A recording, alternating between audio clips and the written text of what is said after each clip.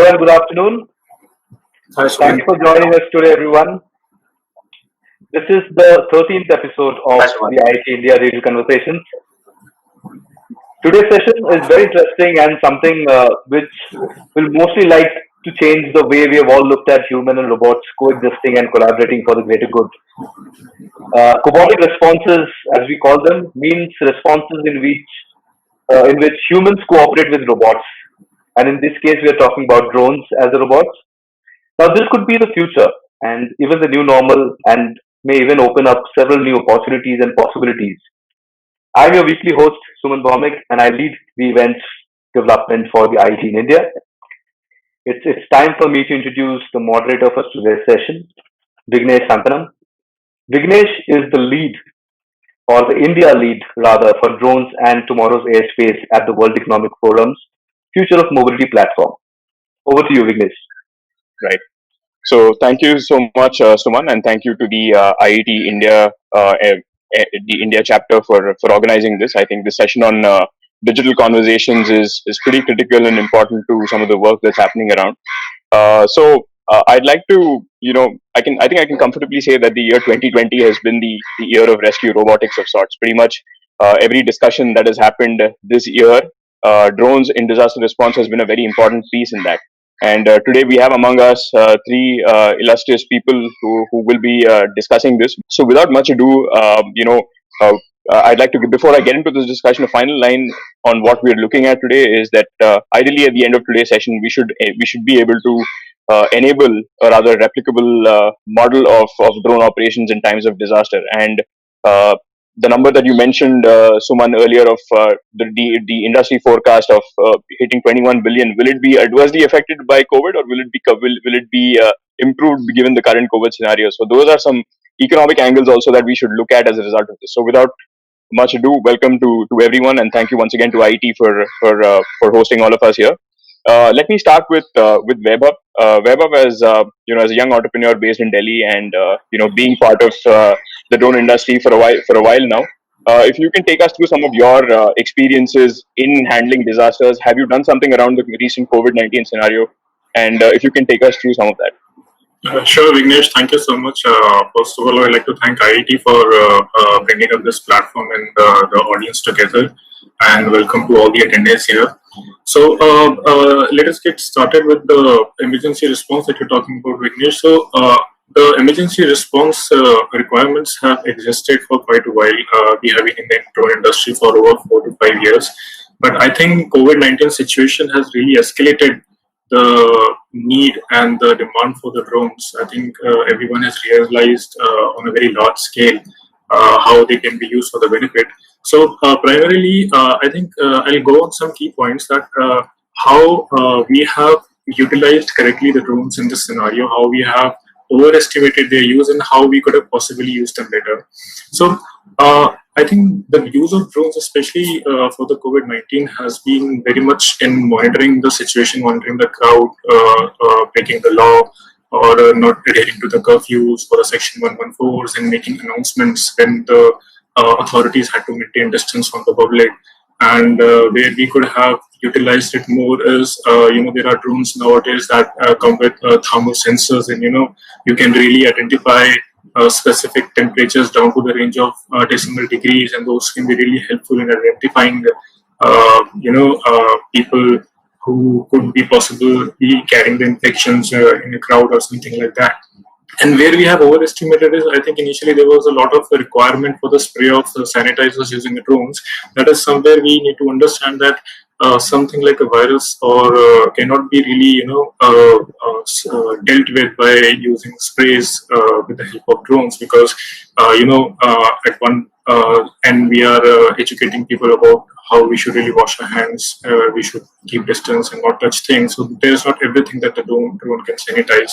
So yeah, this has been the use of drones in the COVID, and we have had situations other than COVID from our customers where there have been emergency fire situations, and the clients have proactively demanded for drones to be operated, and so that to get a visual of their site before they can send a manned operation, and such that it does not pose a threat to their manpower. I think you make an important point around the overestimation of using drones. So, if I have to ask you on a scale of 1 to 10, being aware of all the activity around drones during the COVID-19 pandemic, how would you rate it, with 10 being the most effective? Uh, uh, I think it depends on the use case. If we are, like I said, if you're using for Sanitization, sanitization, I think I would rate it somewhere around maybe 2 to 3 on the scale of 10. right. Great. So let me bring in Atul on this. Atul, great to have you here. And if you could take us through your views recently and on as in terms of the COVID-19 pandemic, and also the point that Weber raised. Is there also an information asymmetry between the people who are asking for these drones after watching them on TV and people who are actually implementing them on ground? If you can take us through your experiences and answer some of these fundamental questions. Right. So I would like to thank Suman and IET India for having me on the show, and thanks Vignesh. In my opinion, the drones, as Vaibhav said, they are overestimated in cases of utilizing it for sanitizing. But when you talk about the law enforcement, the drones have done a fantastic job for crowd monitoring, for helping the law enforcement people, for monitoring the gatherings, keeping the streets clean, and enforcing the rules. So we had been talking to we had been getting requirements from all these entities and drone operators. The major challenges what drone operators faced during this pandemic was the availability of the drone systems, the critical spares for the drones. And as you know, the drones have reached to each and every town of India. Uh, they have been, operating for various events and covering weddings and etc. So they were available, but the spares were not available. So we had been getting these requirements, and we had been helping these companies to enable these kind of technologies to make these operations successful for continuous hours. So that's where we come in. We enable the people for such kind of technologies. And if you talk about the disaster responses, earlier we had experience of utilizing drones for crop losses, disaster responses in crop losses. So we have analyzed the disaster assessment. We have created estimates for the losses, and it was excellent use case where it helped the insurance companies to settle the dues for farmers within 48 hours. So what we look at it is the it's a dual way. In good cases, drones have helped. I can rate it to 8 or 9 in cases of disaster assessment. But yes, I agree with Vaibhav for spare drones. It was overestimated. Thanks, Atul. And I think you make an important point around the importance of drones, especially in obtaining the data that's happening on ground, whether it is reconstructing the disaster site or being able to help the decision maker on ground with data on time. So, Kush, if I can bring you in for your comments on this topic, on some of the work that you have done, and also your rating on this. I think good points made by both Vaibhav and Atul. One of the key things I think COVID displayed or demonstrated is it demonstrated an integration of drone operators and government agencies. You can have individual drone operators, like Atul said, there's a drone operator in every corner of India.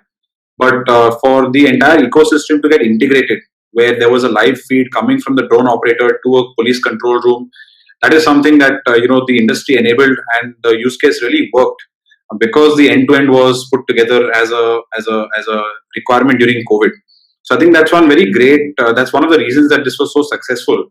And one of the downsides, or one of the things we need to realize as an industry is we need to have better training or preparation for such disaster relief management. Today it's COVID, tomorrow it could be whether it's an earthquake or a flood. But there's a lack of trained or organized communities of drone pilots to operationalize at quick notice. So this is something that globally people are understanding more and more. Drones for Good is becoming a theme where people volunteer their drone and their operators to train for a eventuality like this, and that has come to the fore during the COVID-19 response. But overall, I think the industry and the regulator and the local authorities came together quite well. Yeah. And with regards to other similar use cases, in the past we're an end-to-end services company, and we've worked on with regards to disaster relief management. mapping of affected blue line or red line areas for flood, potential flooding or flow of water, also slum layout and development against mangroves, things like this. So, like Atul said, I think the use cases are phenomenal. It's about the industry figuring out a service model that is suitable for the government and for private industry to use these capabilities. And that's come forward in COVID-19. It's come out well. Great. I think you make an important point around, of course, the whole participatory form of decision making that can enable this. And at the end of it, yes, like pretty much all of us, all of you have mentioned, is that we definitely need a well-tried plug-and-play sort of model to be able to deploy in times of disaster. So, Kush, again to you. You come from the manned aviation side of it. You've been a pilot. Are we treating unmanned systems like how we treat manned systems? Is there a need to disengage from that mindset? So you touched on the two things actually. It is important to approach drones from a similar mindset, and that mindset is safety, security, and operational reliability. However, we must be aware that risk associated with unmanned aviation operation is a bit lower, depending, especially 80% of the industry operates drones that are less than 2 kgs, and in aviation, regulation and policy should be determined based on the risk. There is a systematic method of using a risk matrix to assign risk, and policy has to follow risk. I think risk of drones is overestimated. People are viewing drones as a huge threat or risk, but a regulated, organized drone industry doesn't have to be such a large risk, and globally that's being seen. There are no major aviation accidents attributed to drones as yet. I hope there aren't any in the future, but a reasonable approach needs to be taken with regard to the risk associated with unmanned operations and not overestimated.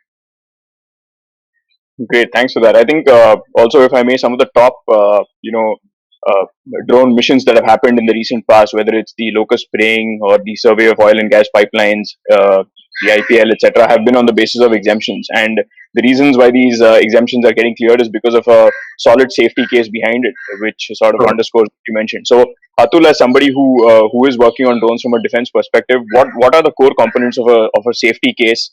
To convince our regulators and convince our communities on ground that.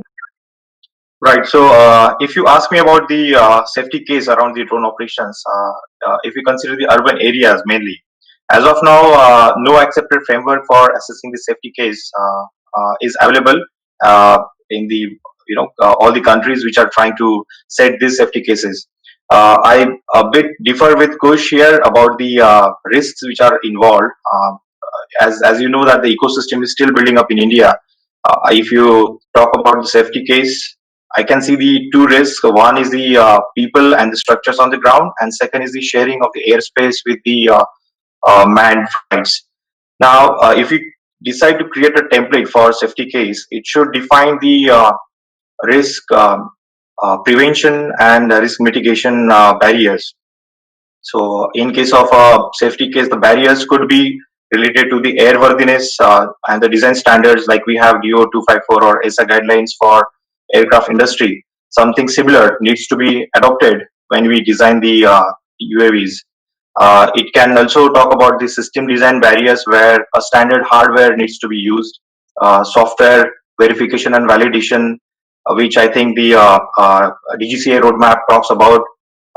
The another control barrier what I can think of is the operational safety where UTM where it can enforce the safety on the drones. The rules talk about the bimodal control of the UAV in case of emergencies. It can take control of the drone. It can instruct the drone to initiate the return to home protocols. So such kind of barriers needs to be made sure as part of the SOPs. I can give an example where we had to fly the drones for MIDC in Maharashtra. We were supposed to do the survey, and we had uh, thoughtfully and preferably chosen holidays, Sundays and Thursdays when the MIDCs were off to reduce the exposure of the risk. So that the even in case of any event, it would be it would reduce the overall risk. So such kind of things like pre-flight checks should be part of the strong SOPs. What I can think of as a safety case is this should be the components of the safety case, and our DGCA and aviation secretaries are doing a fantastic job for that. Kush, do you want to quickly come back on that? I think he spoke about the airworthiness side of it. Yeah. So, the question to me was, should the approach be the same as manned aviation? And I said yes, it should. I also said that Atulji, the idea is not there's no risk. The idea is the risk the same as manned aviation? And if you're operating a UAV which is more than 300 kgs, yes, I would say the risk is the same as manned aviation. But if you're operating a UAV which is less than 2 kgs, there exists risks, and you're absolutely right about preventive barriers and mitigative strategies. But the risk is not the same as flying a Boeing 737. And that is where the calibration has to be. We have to be reasonable. So you're absolutely right. When we are flying over populated urban areas, special approvals or operator training is required, no doubt, and that is global standard. But recreational flying of a UAV less than 250 grams, it's not required to over-regulate. And I agree with you that I think the regulator today has a very good hold of this, and industry is providing good feedback. So totally agree with you. Great, and also at the end of it, DGCA is the safety regulator. So it is key that each of these weight classes are treated according to the amount of risk that they take. One point, Vignesh, before we wrap this Sure. up, from a regulator perspective, we have to understand this is a very, very hard regulation to come up with. There is the issue is there is very easy accessibility to this technology. So low barrier of entry in terms of cost. Drones are easily available. Very difficult to enforce, and inherent risk of safety and security. So as a regulator, they're in a very tough position, and I think they're really trying to do a good job rolling with the punches. Great, thanks for that. And so, just taking up from both the points made, I think Atul was more centered around the urban zones of drone operations, which are pretty much the reddest of the red. So, Weber, if you can tell us more on how you operated in rural quarters of India, how have you sensitized local companies, and what are local communities, and what are some of the hyper localized issues? Right, Vignesh. Coming from Usnatech, we have primarily operated in rural areas a lot, and there were days when we have operated for hundreds and hundreds of kilometers. Once we were doing a pipeline project, which was probably one of the largest, I could say, across the world in the initial stages. So we had to literally go through the farmlands and had to access the inaccessible sites. So I think the locals are very sensitive about issues like when you see an outsider or you see somebody else approaching your land, you get a feeling of encroachment. They have a fear that probably it's a new government project, or sometimes they have in situations where we have been threatened by the locals, and or they would feel that you are taking photographs of the women in their household. But on the positive side of it, there have been situations when they have been very, very helpful. I mean, I have seen actually villagers, passers by, actually getting fresh fruits for you in the farms when you're working in the hot and humid environment. They will make you good tea. They'll bring you to their home and let you take rest in the tough environments. The solution here is that we really need to respect their privacy. We really need to educate them. It is important to, if you are working for a corporate project or a government project, it is important to keep somebody from the firm, a localite, a guard, somebody, a face that they believe in, a face that they trust. You are not the one that they understand or they know, but a localite or somebody from a local firm, they understand them, they know their faces. And you need to tell them, you need to educate them what is your purpose here. You don't pose any threat to them. That is very, very important. And but at the same time, we have to draw a fine line there. I would not recommend anyone, to talk too much into the details, because not everyone understands and they often take it as a threat if you get into too much detail. But yes, always follow the legal protocols, take the help of the local police, and intimate the police if any situation arises. Never try to take the situation in your own hands. So you make a quick important point on the need for a local representation there. So in terms of developing skill for locals, see, flying a drone, I would say, is fairly it's something that one can pick up and not to oversimplify it, but it is with solid training programs in place. It is something that they can pick up. But is the real meat in the entire scene when you train them to maybe process data, the whole GIS side of it? So how do you see the potential for training rural India in drone operations and the entire, when I just not just flying a drone, but the overall? Well, I think the overall system is still a bit far away in terms of training. But yeah, if we talk about primarily about flying of drones, we see a lot of use cases of drones in the rural areas. A lot of youngsters are picking up primarily photography.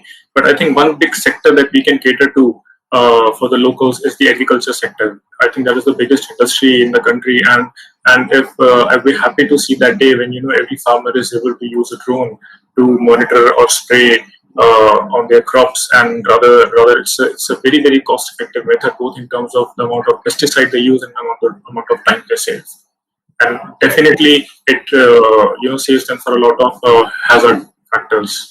Right. Push, if I can bring you in, when do drones actually start making economic sense? So, Weber did mention about agriculture, but when it comes to disaster response, it's easy to say that, one needs to have the spot ability to fly a drone when something happens and come back. At the end of it, somebody foots the bill. So, so what are your views on this? And, feel free to also comment on the skilling of local labor. Sure. So I'll start with the skilling piece. I think Weber made an interesting point about local talent. At Yellow Sky, whenever we operationalize a project for a customer, our effort is to use a local drone pilot, and we empower them with procedures, checklists, even autonomous flight paths to enable them to execute at a quality and a standard that is not only good for our customer but is upskilling local talent as well. And our objective is we look at India as a gig economy, especially in the drone space, where everybody is like a small businessman, and you are empowering them to build their business. So that's the approach we take, and we feel that in the long run, that's the approach that will really bring the drone economy or the drone industry up. Not just big players, but empowering small players to build local businesses, whether it's in agriculture or otherwise. With regards your question, what was the other question, Vignesh? So, when does it start to make economic sense? See, with regards to economics, and that's a very good question. Very simply, I mean, logically, it makes economic sense when the solution we are providing is more valuable at a price point than the alternate. To give you an example of survey, if it's, or let's say medical delivery, if it's cheaper to deliver medical supplies on a motorbike than try to put a drone ecosystem in place and do it, or the medical supplies getting delivered critically faster, only then it makes sense. And that's in fact where I think what Weber brought about is overestimation of spraying that happened earlier. That was not a commercially viable use case, or even spraying of crops hasn't picked up on a large scale because it's not commercially viable. What it costs and the value it gives for the alternate option of having a local person carry a spraying machine and spray it manually. So as service models evolve, once we're able to do a task better than the conventional method for a reasonably similar or cheaper price, that's when it begins to make sense. And that will only come as service delivery models evolve. Also, just playing a bit of devil's advocate, and that may definitely hold for last mile economics. So, but when it comes to say more fundamental pieces, we would see more volumes, right? Yeah. And I would like to add to what Kush said, that sometimes what we don't realize is that there is a hidden value that we don't see directly. For example, we have worked a lot in the mines. So what usually the customers or people tend to compare is how much was my cost for a traditional technology and what is it for the current technology.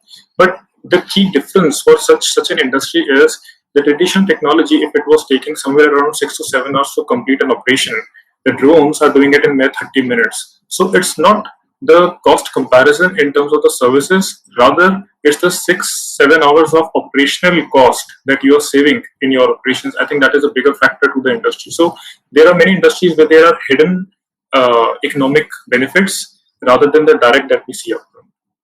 But is there a better way to measure this opportunity cost, according to either of you?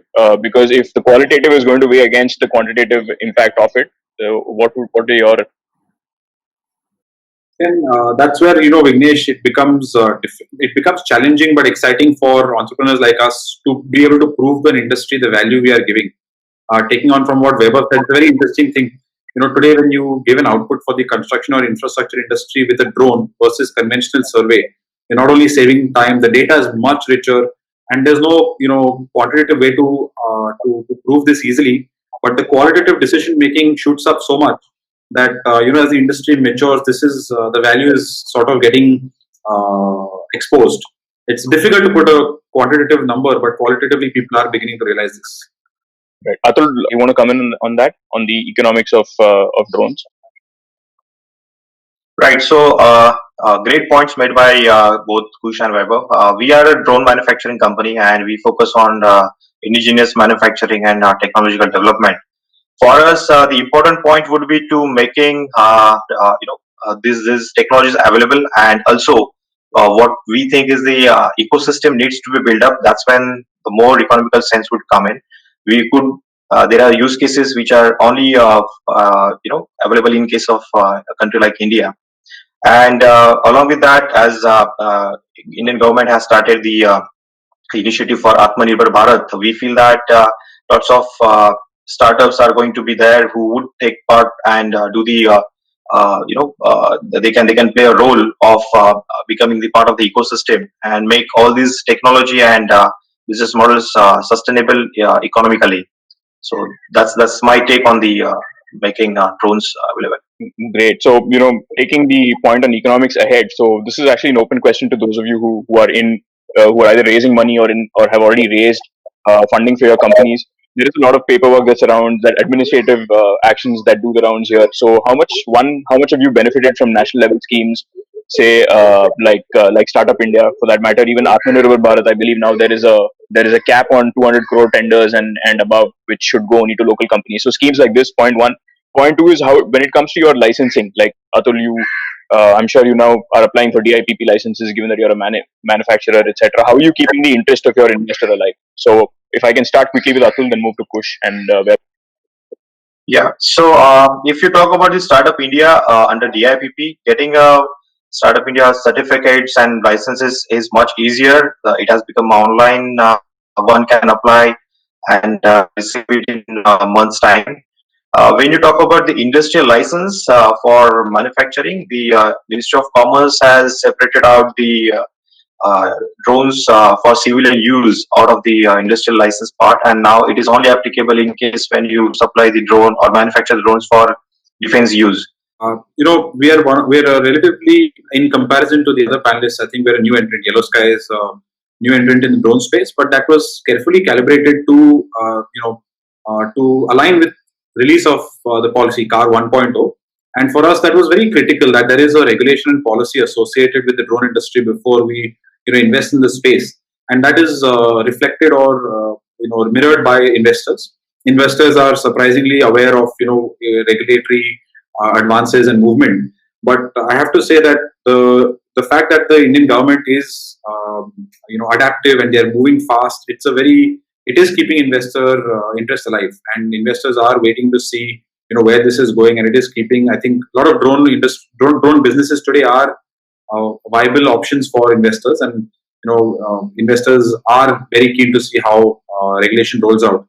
And Uas Rules 2020 is a key pillar in that in that journey, because it allows now CRs to be formulated once it is cleared in Parliament. It allows rules to be formulated around drones, and this is what India needs for true takeoff of the drone industry, which investors recognize. Great. Vaibhav, do you share a similar view on the investment? Yeah, I think Kush has made a very valid point, because we have seen a lot of regulations coming on and off from, I think, back in 2014, when first of all there was a ban on the civilian use of drones, and then there was an import applied on the drones in 2016, and then again draft rules in 2018 and now in 20. So I think yes, it is keeping the interest of the industry alive, but at the same time, coming from back in 2014, if you see, there has not been a significant growth, or there not has been a catalyst yet in the industry. So it's keeping a lot of sentiments on the hold. Even so, I would say every company here is a startup. Even the Tatas or the Reliance, if they enter the drone industry, they're a startup because this is a fairly new industry. But it often questions you or makes you wonder whether to not make an investment or not, because you never know what the final law or regulation is going to be. So I think on that front, we are a little on the back foot in terms of investment. But yes, I think there are a lot of people who are very keen and eagerly waiting for something substantial to come up and take a decision on that. So when you say catalyst, you mean a tech policy accelerator? Yeah, something that gives you more clarity on in which range or what type of operations you can operate, and where you can invest, where you don't see a change in the policy anytime soon. Something which is more stable. I think that's something that should help. That's a valid point. If I may add, Vignesh, if you see, most of the investment in the industries happened with manufacturers, because I think investors look at manufacturers being, regardless of policy, manufacturers have the ability to supply to defense. And there's good margins. It's a niche. There's IP involved. But for services companies like, say, Usna Tech or us at Yellow Sky, the challenge is that investors are keen to understand whether this service model will be subject to regulation, how much evolving regulation will affect. So that is a factor. But I do believe that, or we have seen that, the fact that regulation is evolving definitely is a positive, and there is more and more interest in the industry as regulations are evolving. Great. Also, with the recent issuance of the draft Uas rules, which has been outlining some of these discussions, and also the windows to register your drone through DANs. So, I just wanted to understand from you, the as per the rules, of course, we now see a clear sort of shift in terms of how the gray market is being perceived, and specifically for those of you into manufacturing, how much is the gray market off the shelf drones impacting? Right, Vignesh. So, very valid point. Just like I mentioned, that there have been lots of ups and downs in terms of the regulations since 2014. I think there has been not much change in terms of the progress of the industry, because I'll divide it into two parts: pre 2018 and post 2018. So, pre 2018, as a service provider, we were more struggling about educating the industry about the drones and then using them for the services. Post 2018, we have been torn between the grays of the regulations and then using the services. And like I said, that it has not been easy to invest because of the changes that are coming every now and then. And even though there has been a lot of work going on in every sort of payload and every sort of size of the drones, but we firmly believe in operating within the legal limits, since we are in it for the long run. So that is somewhere we get to see some of the restrictions.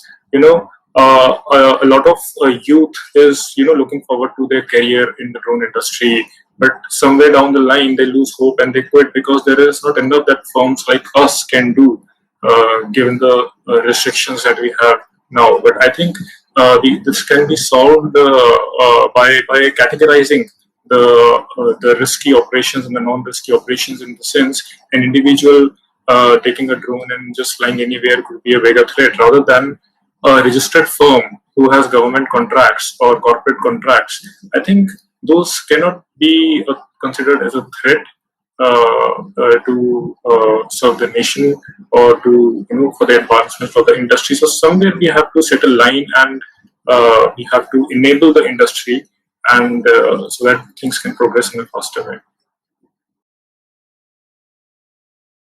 Sorry. Yeah, Kush. Is that something you could speak on too? On how you feel whether bringing more drone operators into the fray, would you define that as a liberal regime of sorts? So I think it's very important to regulate by inclusion and not by exclusion. That is the key thing in any regulation, especially when it's associated with safety and security. People are going to fly drones regardless. That's proven all over the world. And by regulating by inclusion, there is a chance to at least get awareness, and even the track that Vaibhav is mentioning, which makes sense, for the ability to segregate between an individual drone operator versus a registered organization that is executing professional, corporate, or government contracts. That can only happen by inclusive regulation. And the other advantage of inclusive regulation is, whether it is training programs, whether it is licensing, whether it is building a database, whether it is providing resources to these drone pilots, can only happen by inclusion. I definitely think that it's a fantastic step for the government to put up the DAN and ON concept, and allow existing people to the grey industry to come into the light, and then provide them, as of today, while the regulation is evolving, to provide exemptions on a case to case basis, but at least give hope, or acknowledge that these people are part of the industry, and a legitimate part of the industry. A very discussed topic, of course, has been the draft Uas rules that were issued a couple of months ago. It was open to comments. So, if starting with you, Kush, if you could tell us what are your views on that? What have you done I think the draft US rules, it's a definitely a step forward. It is important to understand though that this is an overarching umbrella type rule. In the entire rule making framework, especially in aviation, there is a rule, and then there are CRs, which are civil aviation requirements, and that then drives, say, industry policy like ours.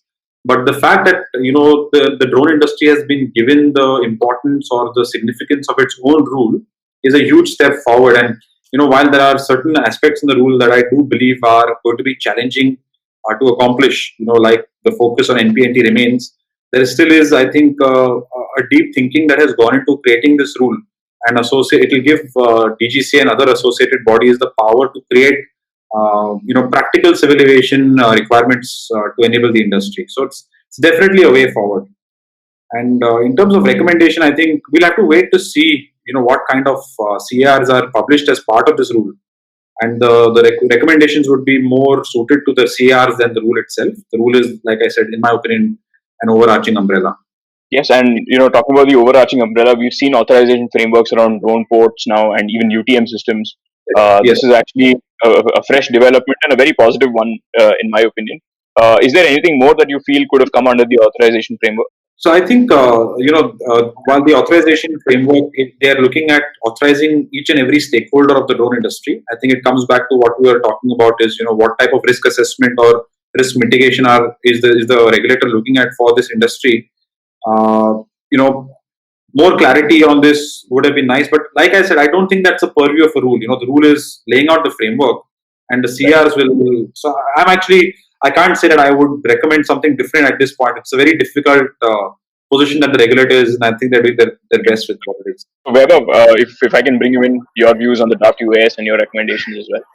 I think one very valid point that Kush made is about the inclusion in the system, and I think that we are taking a approach where we are a little too scared to accept the technology fully at this moment. And I think like the Honorable Prime Minister says that we have to trust the people of our country, and likewise we need to believe in them that the things are going to be for the good and for the advancement of the industries and the nations. And I think we need to really to pick up a fast pace. We really need to follow the global standards initially.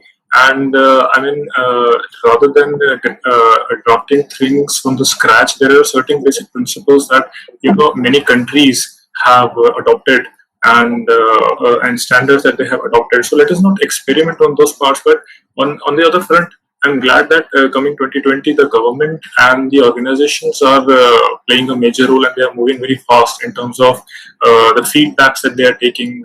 The Drone Federation of India has currently taken feedbacks from, I think, numerous people, and they have submitted, and the ministry has been open to receiving those feedbacks. I think that is the way it's going to progress, and that was a very, very positive move that they were open to the suggestions. Great. And in recent times, we've also heard, a focus on ADH, that's agriculture, disaster response, and healthcare. So, what is the efficacy? So, on a very, very fundamental level, how ready is an India market, one, to accept drones in these domains? I know there's a lot of talk happening on that front. We're progressing leaps and bounds, and also the maturity of the technology at large. How far do we have to go? Have we arrived? What are your views on that? I think focusing on agriculture, disaster relief, and healthcare is a great move. And primarily because nobody can deny that these are required. Technological advancement is required for the better good of the country and of people in these three sectors. So I think that's a great move. Also, public funds are available in these three sectors. So the ability to build up the industry by using by allowing some amount of public funding and by building use cases it's a great concept. It is challenging though because these are three industries which require huge ecosystem. So you touched upon drone ports, but drone ports, or like we talked about Spring, specialized equipment, specialized operators, specialized use cases. All three are required to build the ADH service delivery. So that's one challenge I see. But I do feel that because it's something which is it's evident that there's a requirement here, and nobody can argue with that. It's a great way to start. Yes. I think what we can do in these three categories is I think there should be a separate focus on these three categories, and like I think that has already been initiated, and a different set of framework needs to exist, and especially for example like the NDMA needs to probably they can have a list of the firms in different regions, registered firms with the facilities that they have, and they can set some standard protocols both. In terms of when we talk of economic sense and the need for the drones in a particular type of disaster. So let us say those are registered under the NDMA can be quick to respond without much going through the database or trying to reach people and asking them for help, and probably they can make some exemptions that the companies are aware of firsthand. Like I think a lot has been done in the COVID scenario, and especially for the Locust, there were some exemptions and made and rules passed in a very short period of time, and a lot of them could operate. But there were still people who had lots of confusion regarding the sector. So yeah, I think, and every sector, like Kush said, it's a big ecosystem. Agriculture, disaster response, and healthcare, both are all three of them are very exhaustive, and we really need to have end-to-end platforms and ecosystems to go into the depth of these. Also, is an outcome based method of arriving at policy, like the BB-loss trials that we've seen, the experiments that may be in progress, which is of course helping us solve the problem on ground and then deciding taking decisions on the technology at large. So, is that something you feel that can be scaled and replicated? Kush? I think, but because the drone industry is nascent, and there are it's integrating so many different technologies. Sometimes outcome-based regulation or policy is required. I think by focusing on three verticals at the moment, it will allow the government standardization, whether it is outcome-based or otherwise. But it gives an opportunity for industry and government to standardize on certain solutions. But to answer your question, yeah, I think today, by virtue of the various types of solutions required in the UAV space, sometimes we do end up resorting to outcome-based policy making. It's interesting you say resorting to outcome based. So, Weber, do you feel that should be more fundamental, or should that be the last option? No, I think we need to be very open when it comes to these three categories, because we cannot go by some standard uh, scenarios that we set, because every time the situation will be new, every time the use case will be different. So I think we should be very open into accepting the use cases, and be very open into implementing the policies and allowing that use case to happen. For example, we have even tried to reach to the fire department, so just free of cost as a service to the society, so that they can better understand. We can educate them as to how they can use the drones in case of. I believe there was a very sad incident in Surat where there was a fire in the building in a coaching institute. So in such scenarios, I don't think I would want to wait for a permission or for a policy to come out. I think there are lives at stake, and we should be open to such incidents and accept it openly. Atul, I know we've got you back on a good line. So, briefly, your comments on the draft UAS rules and your recommendations. So what I feel is the policy is much clearer than before, thanks to the energetic and approachable aviation secretary Sri Ambar Dubey. I must take his name, and we must appreciate his efforts as well as the DGCA team's efforts. That finally it is taking shape. The rules talk about BVLS, drone corridors, segregated airspaces. It also talks about drone ports and BVLS related guidelines for safety standards for software, hardware. It also talks about the DSPs, which is an important aspect. Like we had Aadhaar scheme rolled out by the government, and the ASPs for Aadhaar made sure that it is implemented countrywide. We should also, have the DSPs, and the overall infrastructure must be created as soon as possible. Great. So, I think we're closing in on the hour. So, if I may ask, yes, thank you, Atul. So, yeah, so we're pretty much closing in on the hour. I think a quick time check on that front. If starting with Kush, if you can maybe in 4 lines summarize for us, what message would you give young entrepreneurs, and what would you tell the policymakers of today? I think to start with young entrepreneurs, this is an exciting space. While aviation is more than 100 years old, unmanned aviation is in its nascency, and it is the future of aviation.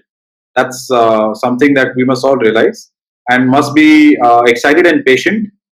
Keep experimenting, but don't push beyond regulatory or safety limits. But keep an eye on this space and have the patience to ride it out. There's a lot of exciting things that are coming up here. With regards to the regulators, I think thank you for supporting the industry, being approachable, and being flexible. In the past year and a half, we've seen more movement than we've seen in the last decade, and we're excited to partner with the government and with the regulator to see how to really bring the drone ecosystem and the industry up forward. Vaibhav? Yeah, but firstly, I would like to mention that yes, the government, I think the clients and both the service providers or the youngsters have come a long way in past 2-3 years in the drone industry. There's been a lot of education, learning, and implementation, and I think we have been taking proactively the drone industry as a serious industry, and it's something that is going to be the next IT industry. It's going to be that revolutionary. And as a message to the young entrepreneurs, I would like to say that usually, what I see is that everyone who wants to get into the drone space, they either want to just get into the manufacturing or the services bit of it, but there's a bit more. There's a lot more to the ecosystem. You need to see all aspects of it. So there are insurances. There is data management. Nobody talks to me about making the propellers or the motors or focusing on the batteries. And then there is only the data acquisition bit. Then there is the processing, the GIS industries. So let us try to look at all the segments of the ecosystem. And because the services and the manufacturing is a very broad term, we are still not getting into the details and bifurcating it by components or by type of services. So I think there is a huge scope for the youngsters if they hit the right nail in the coffin. So it's a huge opportunity. Atul? Yeah. So we are, all of us here in the panel are growing startups, and in the last 5 years, what we have seen is the major shift happening in the drone industries. The India adopting the policies, taking the front seat. So my advice would be to for the entrepreneurs is to decide the space, decide the role what they want to play. As Vaibhav has listed down all the aspects of the ecosystem, right from the manufacturing the components, right from the motors, the batteries, to the data processing, becoming the complementary companies like AI and applied robotics. Maybe there is a fair share for each and every person who comes and who starts a firm in this ecosystem. And what Vaibhav rightly said is going to be the IT industry for next 5 to 10 years. It is going to grow much more. There are India specific use cases which can also be taken by some of the integrators.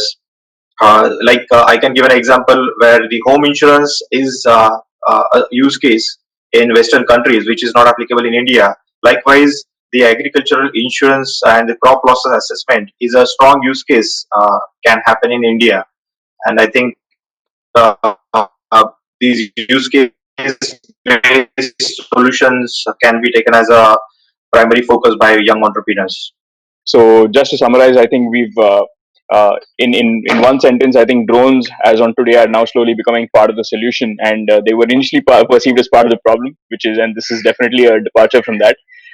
It's great to see the levels of enthusiasm from those we've had on this panel. We got some great opinions around the trajectory that this industry is taking in India and the opportunity that it is giving young entrepreneurs, and most importantly, the industry feedback is actually being heard by our regulators, and an indication of that is the recent issuance of the draft Uas Rules and its opening for comments and remarks. So I think these are great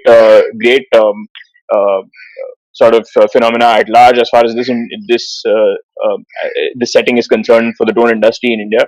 More importantly, we've also covered that the applications are endless, and when it comes to rescue robotics and disaster response, drones are slowly becoming part of that fundamental toolbox. And for that to be successful, we need to have well trialed models in place that can make it a completely plug and play form of technology. And most importantly, like the gentleman said, that there is a responsibility for everyone to fly ethically, to operate on the right side of the law, and also to make sure that we are fully in compliance from a technical as well as an operational standpoint. So thank you for that, and thank you to Suman. I'll hand it over to Suman right now for some Q&As that I believe have come in now. Yes, thank you indeed. Thanks to all of you. I think Vignesh, you really made the panel fly. It was really good. Made it nice to moderate it, and all of you with so much of insights and knowledge. I think most of the things that the audience had in mind, I'm sure the audience have taken a lot of takeaways, useful takeaways from this session. Now we have obviously a set of questions which have come in from a few of them, which we'll start taking now since it's almost three. One of the questions is about we've always talked about the infrastructure or things around drones. Now, one person, Rimesh Patel, has asked how sustainable is drone technology. Uh, can solar panels be used instead of batteries? Is it a sustainable, strong vertical for this field? Obviously, we were talking about batteries of drones and the flight times around it. What are the alternate sources of fuel cells or batteries that can be used? So, is any takes on that from a sustainability point of view, from the battery standpoint? Yeah, I think that's a good question, and that Vignesh touched upon that when he asked about you know viability, commercial viability of the drone solutions. I think battery technology is one of the biggest barriers. Drone endurance, how long the drone can be in the air and how much it can carry is based on battery technology. And as new power sources are emerging, hydrogen fuel cells are something that the industry is looking at. There are a few companies that are also testing and actively flying hydrogen fuel cell drones. But this is not, from my point of view, it's not yet a usable or reliable energy source. And today the industry is dependent on batteries. There are some very innovative drone manufacturers or designers that are trying to bring efficiency through design rather than quadcopters, have fixed wing drones that fly forward where they generate lift by wings rather than propellers. So definitely, this is one of the key factors in building use cases and viability. Why spraying may not be viable is because of endurance. Until there is a gas powered or hydrogen fuel powered drone, spraying may not be viable. So long story short, today batteries are the most reliable solution, but viability and commercial viability of drone operations will improve as alternate or more reliable energy sources are devised upon, which allow the drone to fly for longer. Right. Thanks for that, Kush. The next question comes from Monica Gupta. She's asked, what technologies are being used to operate the drones currently? I think maybe Atul could have given a better answer, but I think initially, yes, when we talk about probably the nano categories or very small category of drones, I think Wi-Fi is what suffices primarily because you don't have a requirement of a very long distance communication or the feed for very high resolution actually. But I think radio frequencies is something that is more prominent when you're talking of drones that are flying over longer distances where you need a constant connection and telemetry and input both in terms of videos and the signals from the drone.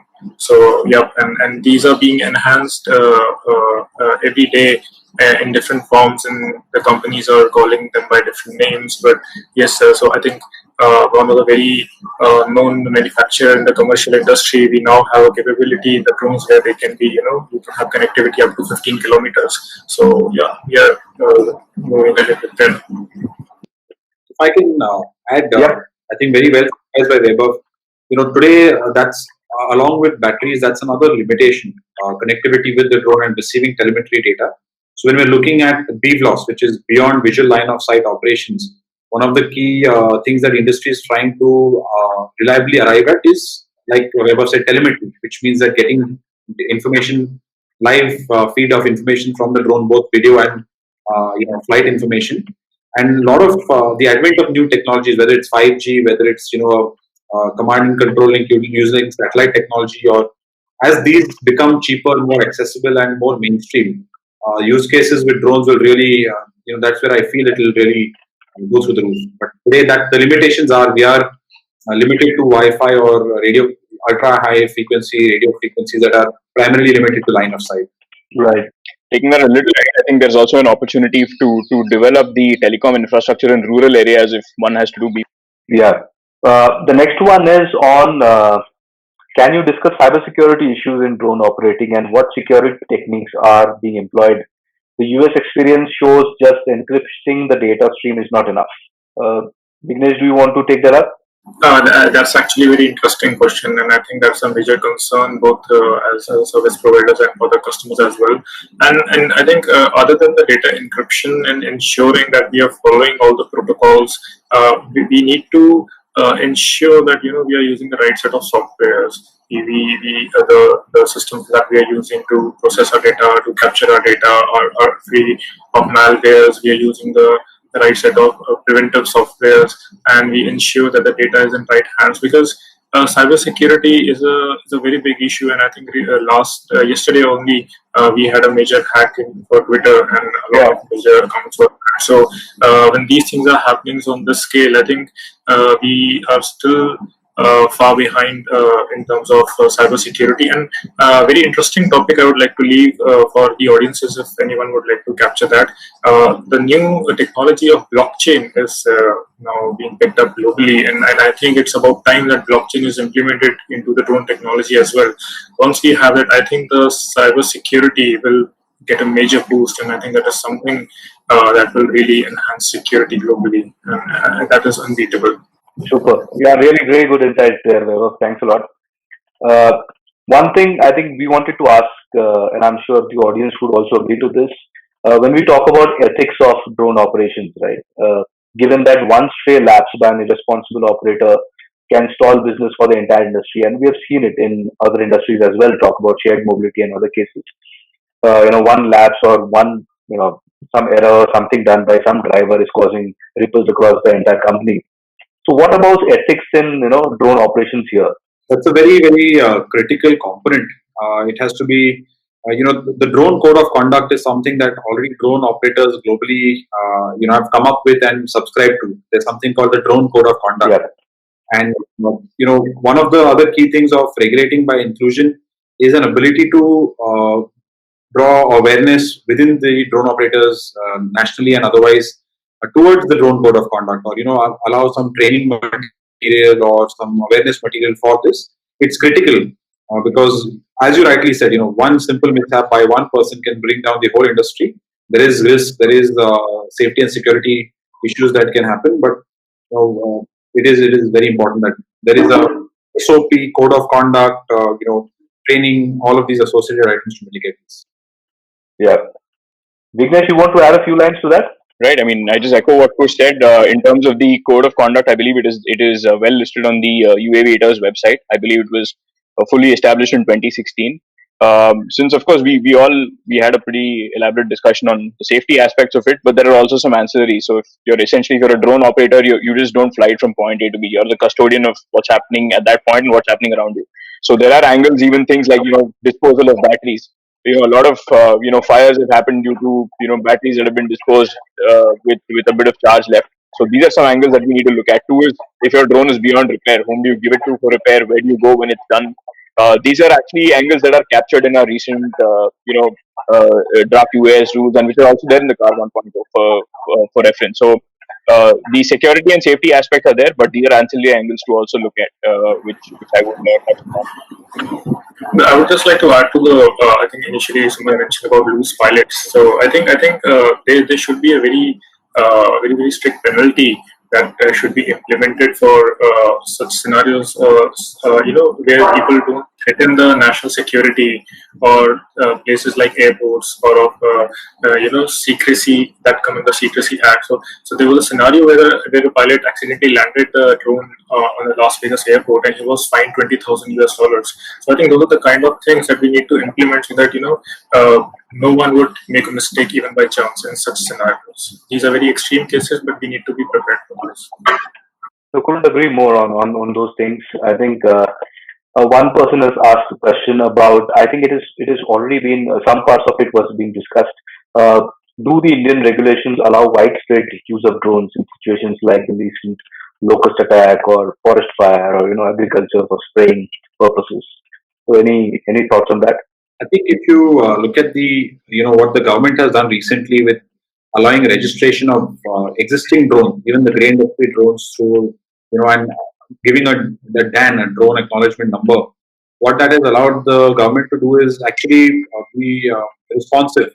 Within the ambit of the regulation, it allows the government to give exemptions for special use cases. So if you look at, say, the Locust attack, the government actually published an exemption, and they allowed, or they qualified drone operators to respond to this. And by virtue of this DAN system, there now the regulation allows to do this. So it's an interesting way to go about, and it's effective in its own way. So I think we're moving forward in that sense. The regulation is responsive, and Now, this comes from Mir Ali. He's asked which sector in drone industry, manufacturing, operations, or services is more suitable for a new small-scale entrepreneurship. I think you really need to find your niche, especially what you're good at. And like I said, the drone ecosystem is very, very big, and it is difficult to specify or pinpoint what sector is good to start with. But let us say if you're not you don't want to invest into fixed assets or into R&D, then probably you can avoid the manufacturing bit, and you can probably take up processing or data management, things like those, because you can probably set up a system, get some training and coaching, and you can start learning the basics of it, and you can start providing services where you can process some quality data and start learning that. So but yeah, it really comes down to your capabilities and your interest.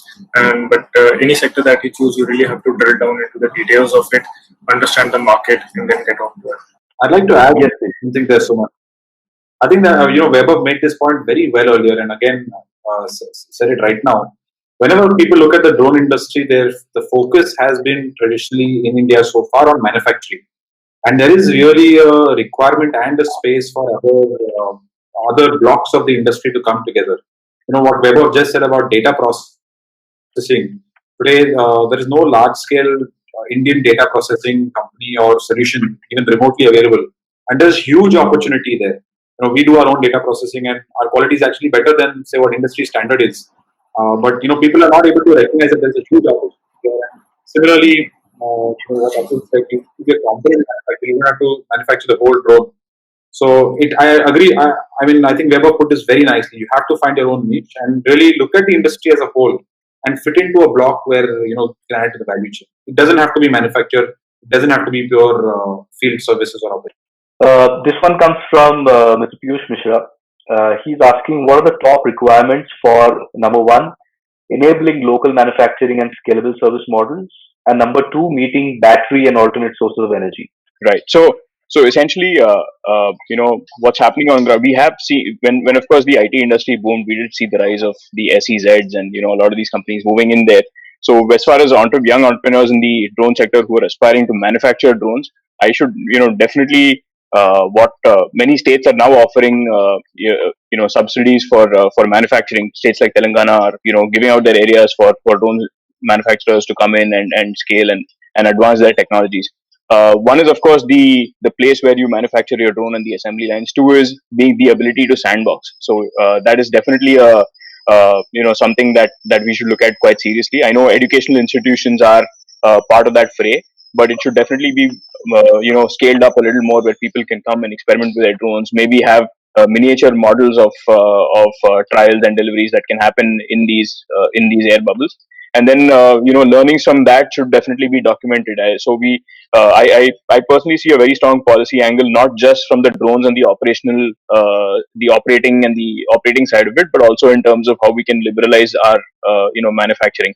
And most importantly, what is make in India? Is it just assembling in India, procuring parts from everywhere and making it in India, or is it design, conceptualize, define, and then manufacture in India? So that's an answer. That's still an open question, which we need to answer. We need to have spare parts that are more easily available, which are well in the fray of where these companies are situated. True. Atul, would you want to also answer that? Right. So to answer that, earlier there was one more question about the alternate source of energy. I was just speaking and the voice went off. So I think we talked about the solar panels, since they are so heavy. The technology right now in solar is not so advanced, that and panels are not so lightweight. that a drone can take up and fly. There are certain experiments which are going on. In case of batteries, yes, the battery composition can be altered and tried. There are many government institutes which are working on the battery technology, whether it can be useful for drone operations. And for local manufacturing, we are a company. IAN is a company who is developing all technology in-house. Our focus is to design the PCBs, design the whole mechanical stuff inside in-house, and procure locally. However, we struggle to find the manufacturers who are willing to cater to this industry. We are, having the less number of requirements. The production is not in mass numbers, as well as there is no keen interest on designing those things in India. However, there are startups which are making efforts. Recently, it was in the news. Certain government, as Vignesh has pointed out, government subsidies are being given to certain companies or startups under Atmanirbhar Bharat or Startup India, where they are trying to find out the alternate source. Maybe an engine manufacturing company based in Hyderabad, I saw in the news, who's trying to develop indigenous solution. And I think that would cater to. I mean, company like IAN would definitely would like to associate with such companies who are trying to develop the ecosystem, play a part. Right. So I think we have time for two more questions, and then we'll. Yeah, One more Vignesh. point. I think just an extract from what Kush said earlier. Regulation should be by inclusion and not by exclusion. So I think that should definitely apply. And Ola happened because of Uber, if I can comfortably say. So we should definitely not dismiss some of the learnings from. Okay, so this is about how do we qualify open source software used in drones, such as for vision-based navigation, etc.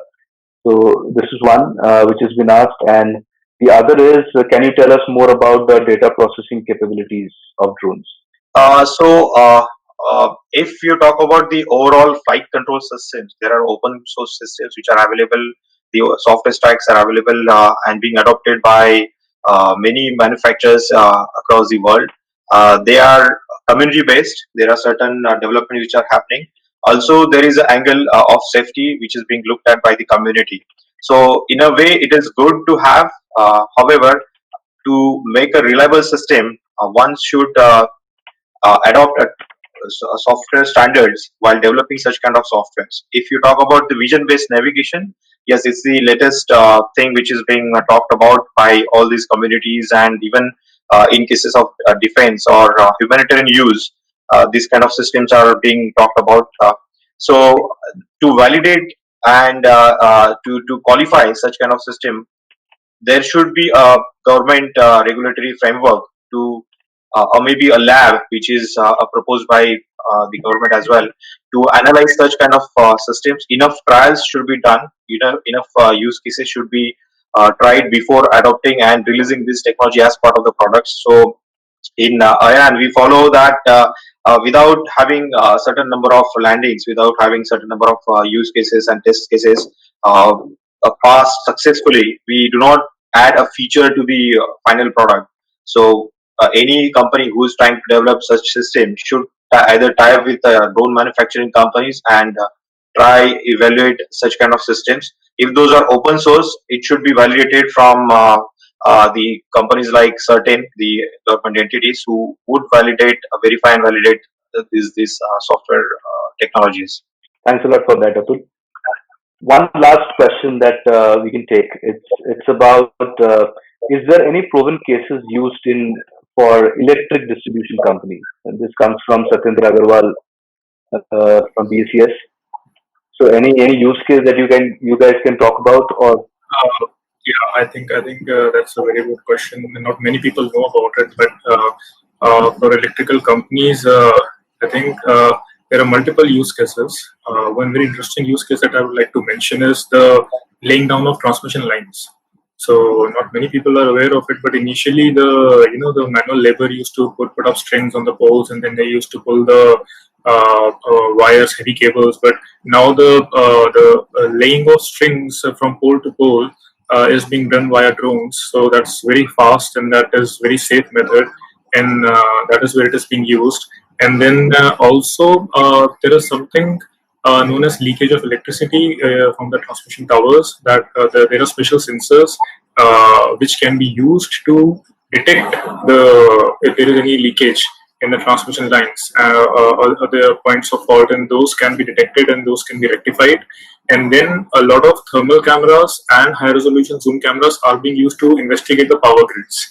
So for any because it is really it makes sense because you don't really have to shut down the plant to operate or to do the inspection, so that saves a lot of wastage. So you can investigate the connectors, the wires. I think there is something known as the angle of bend in the wires that are there in the power grids in the transmission line. So yes, there are multiple use cases, and I think it's starting to pick up. But that is a very good sector to focus on.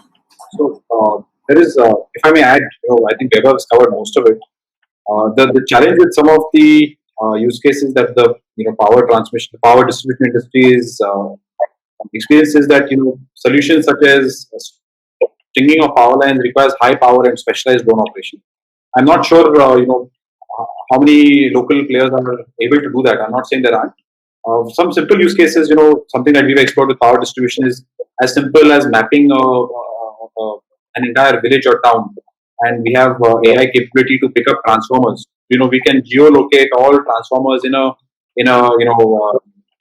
maybe 5 or 10 square kilometers, which today a power distribution company is doing with runners on a motorbike and geotagging with a handheld device.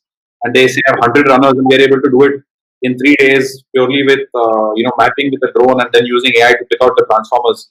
So that's a very simple use case. Or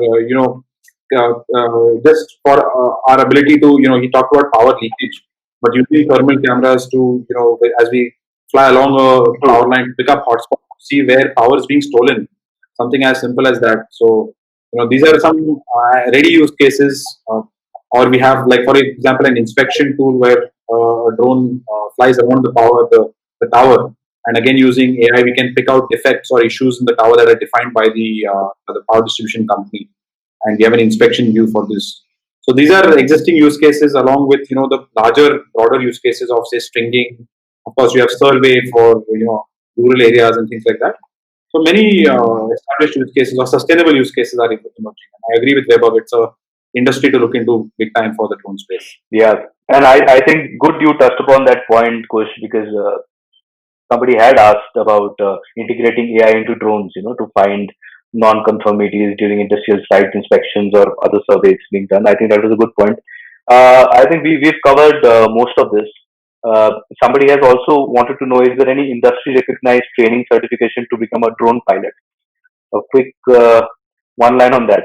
I think today that there are certain there are certain organizations that come up when you search for a drone training program in India, but practically there is no industry recognized drone training program in the country as yet. Super. I'll hand it over to you now, Vignesh. I think we've had a wonderful session. If you could summarize and wrap it up, probably have some final answers from each of them. That point was really important, which you talked about, Vignesh, wherein you said that Make in India. What is it all about when we talk about drones? Is it about assembling? Is it about right conceptualizing to the end product, end-to-end production of drones? Sorry, Atul, you were saying something? Yeah, I just wanted to answer one of the questions which was mentioned in the chat. Yeah, okay, so it's addressed directly to me. So the question is about the satellite imagery for disaster assessment for crop losses versus drone imagery.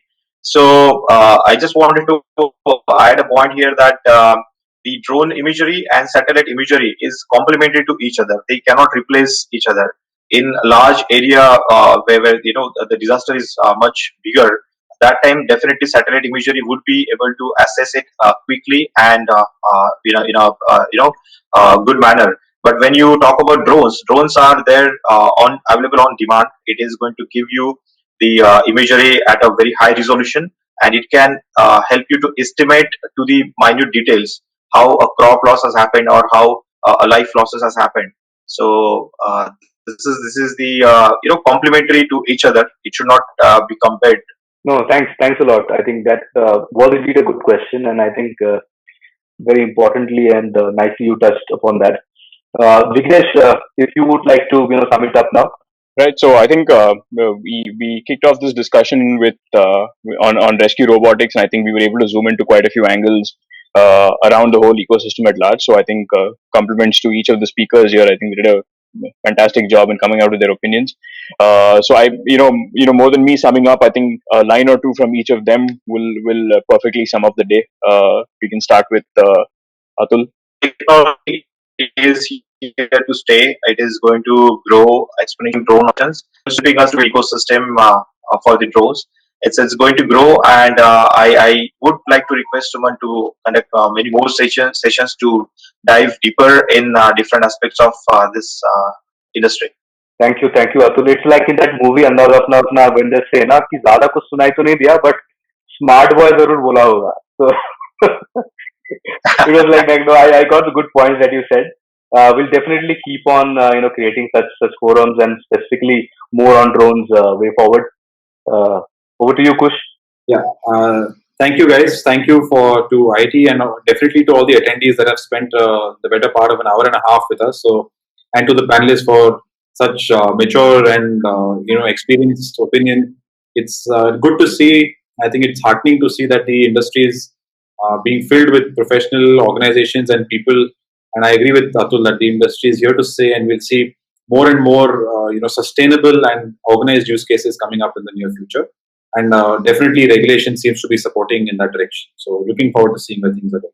Yeah, so again, a special thanks to IIT and all the attendees who have been quite supportive, and it's a very good platform that we are educating the youngsters and a lot of people in the industry.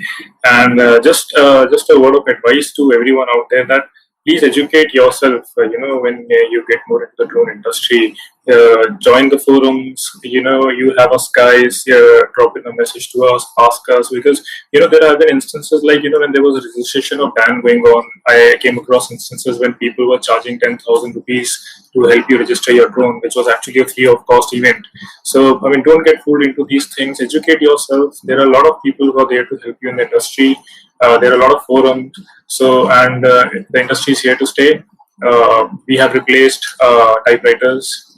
Today we are doing a conference online instead of a physical event. So yes, it is there to stay, but it might take time. But yes, we are very positive about it. And all the best to all of you. Thanks, Trevor. Thank you so much. Vignesh. Great. So thank you. Special thanks to the IET for organizing this. And I think we got some over and above the great panel discussions. We had some fantastic questions that came up too. So this we were able to pinpoint some of the things that came out of this. And just to sum up, yes, there is no stopping our technology whose time has come, and this is pretty much that. So it's I would encourage some of the younger entrepreneurs in the room to just back yourselves and get into this trade. The rest will follow.